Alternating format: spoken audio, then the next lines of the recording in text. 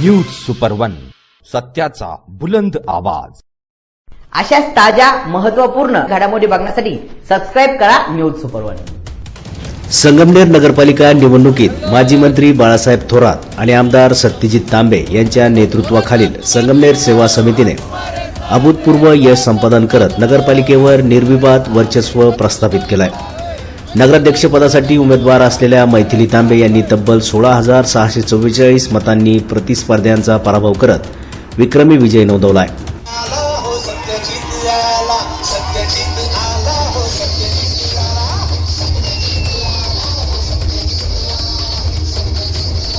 या निवडणुकीत एकूण 41,988 मते पडले असून त्यापैकी मैथिली तांबे यांना 28,397 मते मिळाली। त्यांच्या प्रतिस्पर्धी शिंदे सेनेच्या उमेदवार सुवर्णा खताळ यांना केवळ 11,989 मते मिळाल्याने मतदारांनी स्पष्ट कौल दिल्याचे चित्र दिसून आले।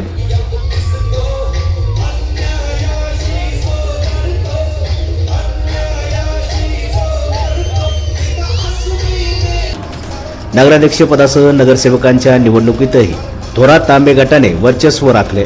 एकूण 30 जागांपैकी तब्बल 27 जागा जिंकत संगमनेर सेवा समितीने दणदणीत विजय मिळवला आहे। उर्वरित 3 जागांवर 2 अपक्ष तर 1 जागेवर शिंदे सेनेचा उमेदवार विजयी झालाय। या निकालामुळे संगमनेरच्या राजकारणात थोरात तांबे गटाची ताकद पुन्हा एकदा अधोरेखित झाली आहे। विशेष म्हणजे नुकत्याच झालेल्या विधानसभा निवडणुकीतील पराभवानंतर काँग्रेस कार्यकर्त्यांमध्ये आलेली मरगळ या विजयामुळे पूर्णपणे दूर झाली असून शहरासह तालुक्यात आनंदोत्सवाचे वातावरण पाहायला मिळत आहे।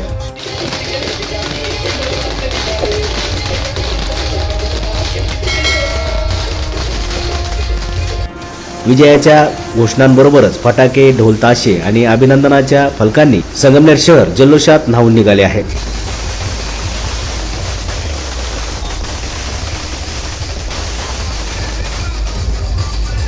या यशाचे श्रेय माजी मंत्री बाळासाहेब थोरात यांच्या दूरदृष्टीपूर्ण नेतृत्वाला आणि आमदार सत्यजित तांबे यांच्या प्रभावी संघटन कौशल्याला दिले जात आहे। विकास, पारदर्शक कारभार आणि नागरिकांच्या प्रश्नांना प्राधान्य देणाऱ्या धोरणांवर मतदारांनी विश्वास व्यक्त केल्याचे या निकालातून स्पष्ट झालंय। नवनिर्वाचित नगराध्यक्ष मैथिली तांबे यांनी विजयाबद्दल मतदारांचे आभार मानत संगमनेर शहराच्या सर्वांगीण विकासासाठी प्रामाणिकपणे काम करण्याचा निर्धार व्यक्त केलाय।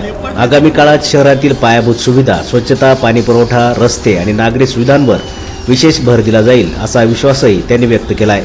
एकूणच संगमनेर नगरपालिका निवडणुकीतील हा निकाल केवळ स्थानिक स्वराज्य संस्थेतील विजय न राहता आगामी राजकीय घडामोडींसाठी दिशादर्शक ठरणारा असल्याचे राजकीय विश्लेषकांचे मत आहे।